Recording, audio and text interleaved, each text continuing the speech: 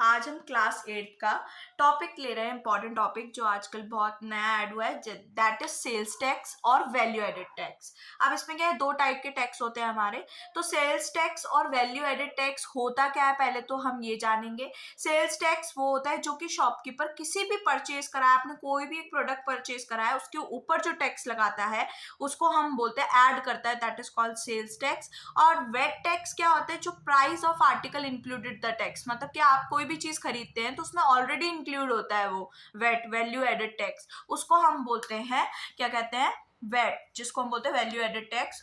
अगर आप कोई भी आर्टिकल खरीद रहे हैं, उसके ऊपर से ऑलरेडी उसमें टैक्स लगा है, दैट इज कॉल्ड वेट। और सेल्स टैक्स क्या होता है, हम किसी भी जो आपने खरीदा है उसके ऊपर देने वाला टैक्स को उसके ऊपर जो ऐड करते हैं, और उसको बोलते हैं सेल्स टैक्स। तो सेल्स टैक्स में आप जनरली समझ आ रहा होगा, कोई भी सेलिंग प्राइस दी है और आपको उसका क्या कहते हैं सेल्स टैक्स निकालना है, तो उस चीज का आपको पहले 8% निकालना पड़ेगा और फाइनल आंसर में उसको ऐड कर देना पड़ेगा, और वेट में माइनस करते हैं, सीधी सी बात। अब जैसे उसने क्वेश्चन दिया है कि कॉस्ट है टीवी सेट की शोरूम की इतनी, और सेल्स टैक्स उस पर चार्ज कर रहा है 8% और देना पड़ेगा उसके ऊपर उसे, तो क्या करना पड़ेगा, कॉस्ट ऑफ टीवी सेट उसको कितने का पड़ा है, 36,500 का।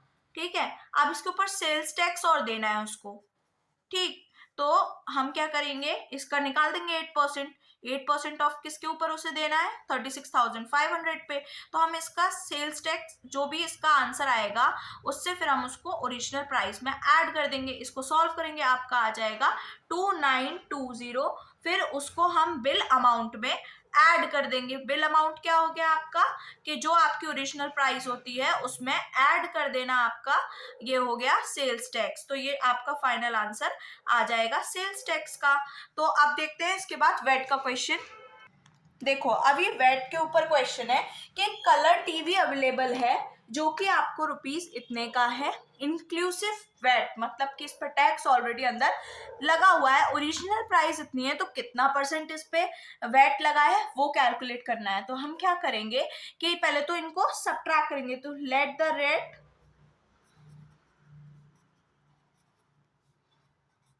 ऑफ वेट बी X% मान लेते हैं।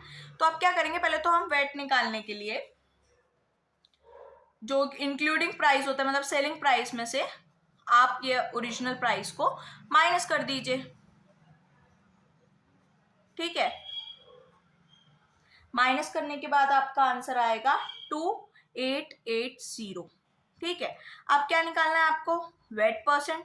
वेट परसेंट किस पे होता है, ये, और आप इस पे क्या रखेंगे, ओरिजिनल प्राइस। तो इसका फॉर्मूला लिख लेंगे आप, ओरिजिनल प्राइस और इनटू 100। ठीक है, वेट आपका कितना आया, 2880 अपॉन ओरिजिनल प्राइस कितना है आपका, टू, मतलब ओरिजिनल प्राइस आपका आ गया 24,000 इंटू 100। जीरो से जीरो कट हो गया और इसको काटेंगे तो आपका आ जाएगा 12%। तो वेट परसेंट आपका कितना आ गया, जो आपने एक्स माना था, दैट इज 12%। तो सारे क्वेश्चन सिमिलर, इसके ज्यादा टफ नहीं आते हैं, इसी टाइप के क्वेश्चन आते हैं। इसमें एक क्वेश्चन आया, मोहिनी परचेज अ कंप्यूटर इतने का खरीदा है और उस पे वेट इतने परसेंट लगाए, तो ओरिजिनल प्राइस क्या होगा। सेम पैटर्न है कि आप ओरिजिनल प्राइस को let the original price be x मान लेते हैं, और कितना लग रहा है वेट, 4% लग रहा है, तो इस पे आपका 4% लग रहा है, तो इसका 4% निकाल लेंगे। अब वो हमारा क्या निकलेगा, ओरिजिनल प्राइस का वेट निकलेगा, क्योंकि वेट में से माइनस करेंगे इसमें से, सेलिंग प्राइस में से, तभी तो हमें ओरिजिनल प्राइस मिलेगा। तो अब इसको पहले हम सॉल्व कर लेते हैं, और 25 दैट इज समथिंग आपका आ जाएगा। देखिए, अब इसको सॉल्व कर लेते, पहले तो मल्टीप्लाई कर लेते, मल्टीप्लाई करने के बाद हमारा आंसर आ जाएगा 592, और इसको 5 से डिवाइड कर देंगे, दैट इज 1518.4 आपका क्या आ गया, वेट निकल आया। अब आपको ओरिजिनल प्राइस निकालना है, तो वेट का फॉर्मूला क्या होता था कि सेलिंग प्राइस ओरिजिनल प्राइस में से माइनस, मतलब सेलिंग प्राइस में से ओरिजिनल प्राइस माइनस कर दो। तो अब हमें ओरिजिनल प्राइस निकालना है, तो हम क्या करेंगे, ओरिजिनल प्राइस निकालने के लिए जो सेलिंग प्राइस था हमारा 37960, उसमें से हम वेट को माइनस कर देंगे, तो आपका क्या आ जाएगा, ओरिजिनल प्राइस आपको पता चल जाएगा, जो कि आएगा आपका 3641.4 6, ये आपका ओरिजिनल प्राइस आ गया। तो इसी तरीके से करना है, डिस्काउंट से रिलेटेड ये वही फॉर्मूले लग जाते हैं, बस वैल्यू चेंज हो जाती हैं और वर्ड्स चेंज हो जाते हैं। तो एक लास्ट क्वेश्चन सेल्स टैक्स का देख लेते हैं, फिर ये टॉपिक कंप्लीट हो जाएगा आपका। चलिए लास्ट क्वेश्चन देखिए, लास्ट क्वेश्चन है, ये देख लेते हैं हम जल्दी से। लिस्ट प्राइस आपको बताया हुआ है और आपको सेल्स टैक्स 6% उस पर लग रहा है, तो कॉस्ट प्राइस क्या होगी? तो हम इसको एक्स ही मान लेते हैं। कॉस्ट मतलब सेलिंग प्राइस वही कि उसने कितने का बेचा उसको, रेफ्रिजरेटर को, तो ये आपका एक्स हो गया। तो अब क्या करेंगे, हम इसका 6% निकाल लेंगे, क्योंकि हमें वैल्यू निकालनी है, तो इसका हम 6% निकाल लेंगे। तो इसको सॉल्व कर लेते हैं 5 से, और ये 2 से 3 बार, 5 से गया 293 के बाद, और इसको मल्टीप्लाई कर लेंगे तो 879, ये आपका क्या आ गया कि इतने रुपीस उस पर टैक्स लगा है। तो सेल्स टैक्स आ गया ये आपके, कि इतना रुपीस आप पे सेल टैक्स लगा है।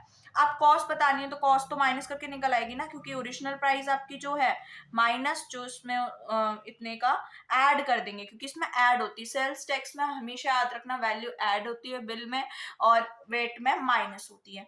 तो आपकी जो सेल टैक्स आया उसको ऐड कर देंगे, तो आपकी ओरिजिनल सेलिंग प्राइस बोल रहे हो वो आ जाएगी। तो कितना हो गया, 14650 प्लस 879, ये रुपीस में, यूनिट लिखना मत भूलना। इसको ऐड कर देंगे तो 5529, ये आपके आ गया सेलिंग प्राइस, जितने में खरीद बेचा है, मतलब find the cost of the refrigerator, आपको इतने का पड़ेगा। तो आई होप आपको ये टॉपिक समझ आया हो। अगर आया है तो please like, watch and subscribe to my channel. Thank you.